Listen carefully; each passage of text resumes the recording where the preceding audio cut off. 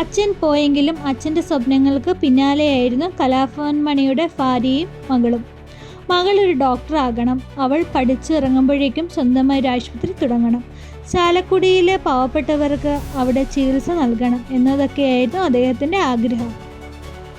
Ernakulam Sree Narayana college of medical science പ്രവേശനം നേടിയത്. ഇപ്പോൾ MBBS 4ാം വർഷം വിദ്യാർത്ഥിയാണ് ശ്രീലക്ഷ്മി. സോഷ്യൽ മീഡിയയിലൊന്നും സജീവമല്ല. അതുകൊണ്ട് തന്നെ ശ്രീലക്ഷ്മിയുടെ വിശേഷങ്ങളൊന്നും തന്നെ ആരും അറിയാറുമില്ല. ഇപ്പോഴിതാ ശ്രീലക്ഷ്മിയുടെ കൂട്ടുകാർ വീട്ടിലെത്തിയപ്പോൾ പകർത്തിയ വീഡിയോയാണ് വൈറലായി മാറുന്നത്. ഈ വീഡിയോയിലും വലിയ മാറ്റങ്ങളൊന്നും തന്നെ ശ്രീലക്ഷ്മിക്ക് സംഭവിച്ചിട്ടില്ല. എങ്കിലും പഴയ ചമ്മൽ അങ്ങനെ തന്നെ ഉണ്ട്. അച്ഛൻ്റെ ഓർമ്മകൾ സുഹൃത്തുക്കളെ കാണിച്ചു കൊടുത്തപ്പോഴും പഴയ കാലം ഓർക്കുകയാണ് ശ്രീലക്ഷ്മി. അച്ഛന് പിറന്നാൾ സമ്മാനം കിട്ടിയ ആന, താൻ വരച്ച ചിത്രങ്ങൾ, അച്ഛൻ്റെ ഓർമ്മ കുടീരം, പാടി, അങ്ങനെ എല്ലാ ഓർമ്മകളും കൂട്ടുകാർക്ക് ശ്രീലക്ഷ്മി വീഡിയോയിൽ കാണിച്ചു നൽകുന്നുണ്ട്. കൂട്ടുകാരി ശില്പയോടാണ് ശ്രീലക്ഷ്മി വിശേഷങ്ങൾ പങ്കുവച്ചത്. 2016 കലാഭവൻ മണി മരിക്കുന്നത്. അന്ന് 10ാം ക്ലാസ് വിദ്യാർത്ഥിയായിരുന്നു ശ്രീലക്ഷ്മി. പഠിക്കുവാൻ മിടുക്കിയായിരുന്നു. അച്ഛൻ്റെ മരണം നൽകിയ വേദനയിലാണ് ശ്രീലക്ഷ്മി പരീക്ഷ എഴുതിയതും 5 A+ഉം 1 B+ഉം അടക്കം നേടിയത്. തുടർന്ന് +1 മികച്ച മാർക്ക് വാങ്ങി.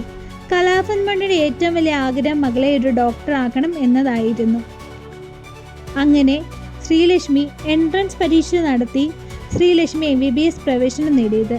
തുടർന്ന് മകൾക്ക് പഠിക്കാനുള്ള സൗകര്യങ്ങൾ കണക്കിലെടുത്ത് കോളേജിന് തൊട്ടടുത്തുള്ള ഫ്ലാറ്റിന് വാടകയ്ക്കെടുത്ത് അവിടെ താമസിക്കുകയാണ് നിമ്മിയും. മണിയുടെ മരണശേഷം ചാലക്കുടിയിലെ മണിക്കൂടാരം വീട്ടിൽ നിമ്മിയും മകളും നിമ്മിയുടെ മാതാപിതാക്കളുമായിരുന്നു ഉണ്ടായിരുന്നത്.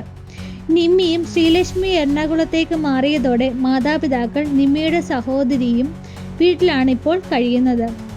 വല്ലപ്പോഴും അവധിക്ക് മാത്രമേ നിമ്മിയും മകളും ചാലക്കുടിയിലെ വീട്ടിൽ എത്താറുള്ളൂ. അല്ലെങ്കിൽ ബന്ധുക്കൾ ആരെങ്കിലും എത്തി വീടും പരിസരം വൃത്തിയാക്കാറുണ്ട്. അല്ലാത്ത വശം പൂർണ്ണമായും ആ വീട് പൂട്ടിക്കിടക്കുകയാണിപ്പോൾ. കലാഭവൻ മണി ജീവിച്ചിരുന്ന കാലത്ത് രാവിലെ മുതൽ ആ വീട്ടിലേക്ക് സന്ദർശകരുടെ ബഹളമായിരുന്നു. സഹായം ചോദിച്ച് എത്തുന്നവരും ഒരു കണക്കിന് സംസാരിക്കുവാനും ഒരു ഫോട്ടോ എടുക്കാനുമൊക്കെ 100 കണക്കിന് പേരായിരുന്നു ഓരോ ദിവസവും ഈ മണിക്കൂടാരത്തിലേക്ക് എത്തിയത്.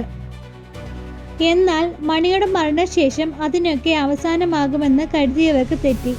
മരണശേഷവും മണിയുടെ സ്മൃതി മണ്ഡലത്തിലെത്തി അദ്ദേഹത്തിൻ്റെ കാലടികൾ പതിഞ്ഞ മണ്ണിൽ അല്പനേരം ഇരുന്നാണ് പലവരും മടങ്ങുക. അത്രത്തോളം സ്നേഹമാണ് അദ്ദേഹത്തിൻ്റെ ആരാധകർ ആ നാടിനോട് കാട്ടിയത്.